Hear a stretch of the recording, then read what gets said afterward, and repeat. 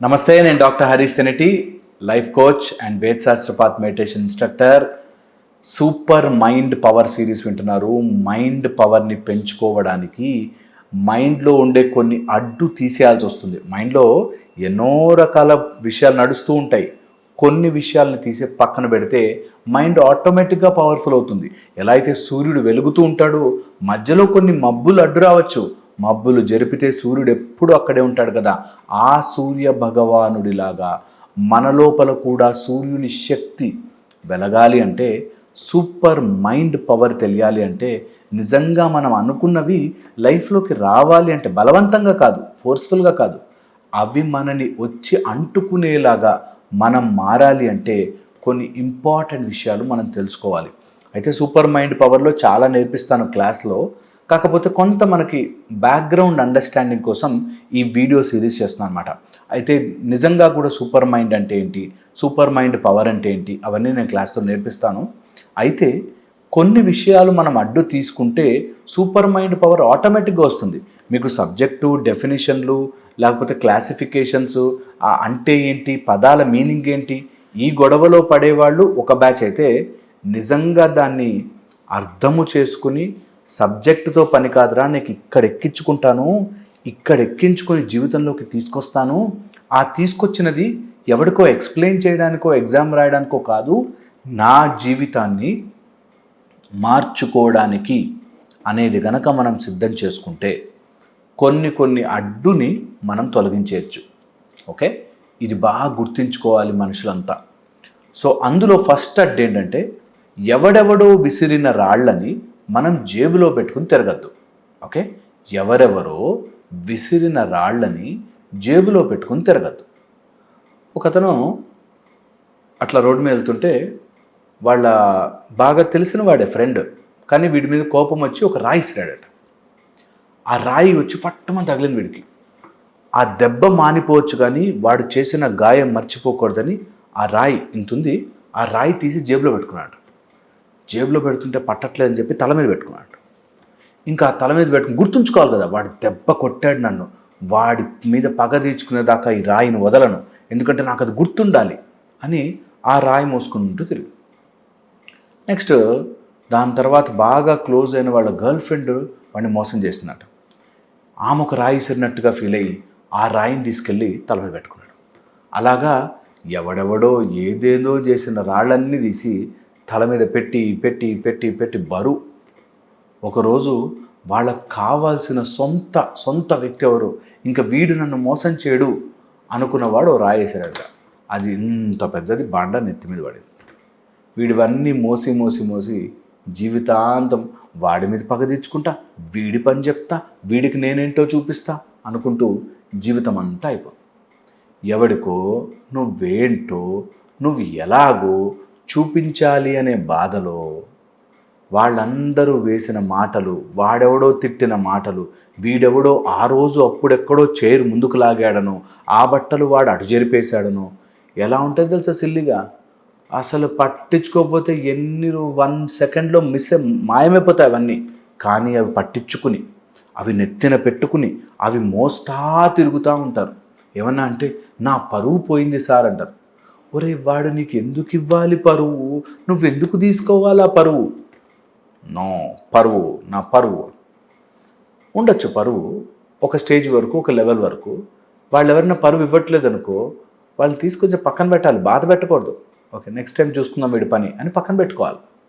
కానీ మనం ఏం చేస్తాము, అది ఇలా మోసి మోసి మోసి బాధపడి బాధపడి బాధపడి నాశనం అయిపోతాం. ఇలాంటి రాళ్ళు కొన్ని నేను ఐడెంటిఫై చేశాను. ఈ మధ్య కౌన్సిలింగ్ చేస్తుంటే నాకు ఆల్మోస్ట్ ఒక 15 ఏళ్ళ నుంచి చేస్తున్నా కదా, బోలెడు విషయాలు తెలుసు నాకు. అందులో కొన్ని మేజర్ రాళ్ళు ఉన్నాయి. ఆ రాళ్ళు మీ మీద విసురుతారేమో చూడండి.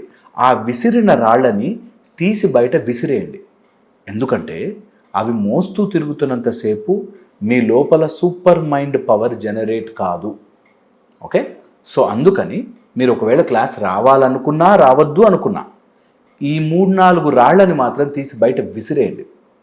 ఫస్ట్ సూపర్ మైండ్ పవర్ మీకు రావాలి అంటే విసిరి పడేయాల్సిన మోస్తున్న బండరాళ్ల బరువు. ఫస్ట్ది ఏంటంటే, ఎవడో చెప్పిన స్టోరీని నమ్మి అవతల వాళ్ళ గురించి భయము భక్తో పెట్టుకోవడం. ఓకే, నేను ఇంటర్వ్యూలు చేస్తుంటా కదా, చాలామంది అడుగుతారు, మీరు ఎక్కడ నేర్చుకున్నారు సార్, మీరు ఎక్కడ నేర్చుకున్నారు సార్, అసలు మీ గురువు గారు ఎవరు సార్?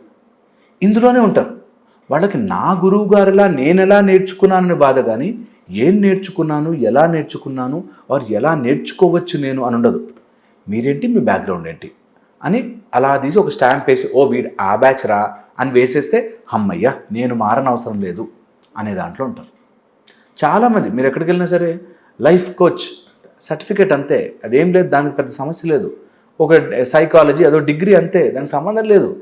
కానీ ఓ అవన్నీ ఉన్నాయి కాబట్టి వీడు ఇలా మాట్లాడుతున్నాడులే ఏముంది అని మనని మనమే మోసం చేసుకుంటూ ఉంటాం. ఒకటేదో చెప్పిన స్టోరీ, వీడు డాక్టర్ కాబట్టి ఇన్ని విషయాలు తెలుసు కాబట్టి ఆయనకి ఈజీ, మనకి మాత్రం చాలా కష్టం. చాలామందిలాగా ఏదో ఒక స్టోరీని నమ్మి ఆ స్టోరీ అలా ఉంటేనే మన జీవితం కూడా మారుతుంది అని అనుకుంటారు. ఫర్ ఎగ్జాంపుల్, ఒక ఆయనకి పాముల కళలు వస్తుంటాయి.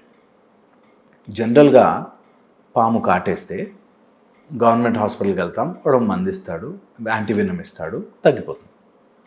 మహా అయితే మ్యాక్సిమం అయితే మనకు 1.5 అవర్ టైం ఉంటుంది, నియర్ బై చాలా సెంటర్స్ ఉన్నాయి, వెళ్ళచ్చు. కానీ నిద్రలో వచ్చిన పాము పగబట్టేసేసి నాకు కాటేసేసి నన్ను చంపేసేసేస్తుందేమో అని రోజు భయంలో పరుగులు తీస్తూ ఉంటాడు. ఎందుకు? అదేదో స్టోరీ ఎప్పుడో నిన్ను పాము కాటేస్తుంది అనేదో నమ్మినందుకు.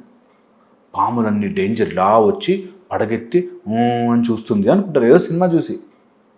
ఎందుకు చూస్తుంది నిన్ను పాము? పాము ఎందుకు చూస్తుంది నిన్ను? ఎందుకు చూడదు, అయినా కూడా నమ్మాం, మన మైండ్ నమ్మింది. అలాంటి అన్వాంటెడ్ స్టోరీలు ఏమున్నాయో ఈరోజు తీసి బయటపెట్టండి, వచ్చినప్పుడు చూద్దాం, పాము వచ్చి ఇక్కడ నించున్నప్పుడు అప్పుడు చూద్దాం, అంతవరకు దాని గురించి ఆలోచించి భయపడను. సింపుల్ కదా.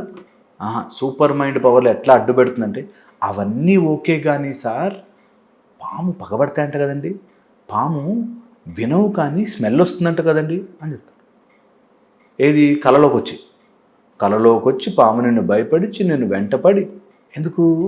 మనము నమ్మాము ఒక స్టోరీ కాబట్టి. ఇది గుర్తుపెట్టుకోండి. సెకండ్ వచ్చేసి భయంకరమైన బరువు మోసేది ఏంటి తెలుసా? ఎవడినో ఇంప్రెస్ చెయ్యాలి అనే దాంట్లో బతుకుతుంటారు. ఒక ఆయన నన్ను ఇట్లాగే, సార్ మీరు కొంచెం ఇట్లా లాల్చీ టైప్లో వేసి కొంచెం రెడ్ బట్టలు వేసి రెడ్ బొట్టు పెడితే మీకు మంచి ఫాలోయింగ్ వస్తుంది సార్ అన్నాడు.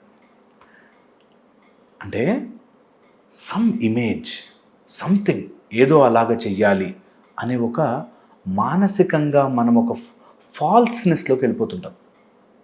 అలా ఏదో మనమే క్రియేట్ చేసుకుని ఏదో చేసేసి నిజములో ఉండకుండా రాంగ్ వైపుకు వెళ్ళిపోతుంటాం చూసారా, అది మోస్ట్ డేంజరస్. అలా ఎప్పుడు కూడా మానసికంగా మన ఇమేజ్ని మనము రాంగ్ వేలో ప్రొజెక్ట్ చేసుకుని మనని మనం ఎవరినో ఇంప్రెస్ చేసుకోవడానికి, అంటే ఫుల్ మంచిగా వేసి, ఓ దేవుళ్ళ గురించి చెప్తున్నావా, పెద్ద బొట్టు పెట్టు, పెద్ద ఇట్లా పెట్టు, ఇలా పెద్ద ఎందుకు? ఎందుకంటే నేను వాళ్ళని ఇంప్రెస్ చేయాలి. అయ్యో నేను ఇన్ని విషయాలు చెప్తున్నా కదా, నేను చాలా గొప్పవాడిని, నన్ను నమ్మురా, నేను మంచి చాలా తెలివి, దేవుడు నాకు వెరీ క్లోజ్ ఫ్రెండ్, నమ్ము అని చెప్పుకోవాలనే స్టోరీలో ఉంటాం. సూపర్ మైండ్ పవర్ రావాలంటే ఎవరిని ఇంప్రెస్ చేయాల్సిన పనిలే. చూసేవాడు నాకు స్పిరిచువాలిటీ వచ్చనుకుంటే ఎంత, లేకపోతే ఎంత, నాకు సైన్స్ వచ్చి అనుకుంటే ఎంత, లేకపోతే ఎంత, నిజంగా నా దగ్గరికి ట్రీట్మెంట్కి వస్తే మంచి ట్రీట్మెంట్ చేశానా లేదా అన్నంతవరకే. నేను ఎలాగా ఇంప్రెస్ చేయాలి అని ట్రై చేయట్లేదో అంత ప్యూర్గా ఉంటుంది.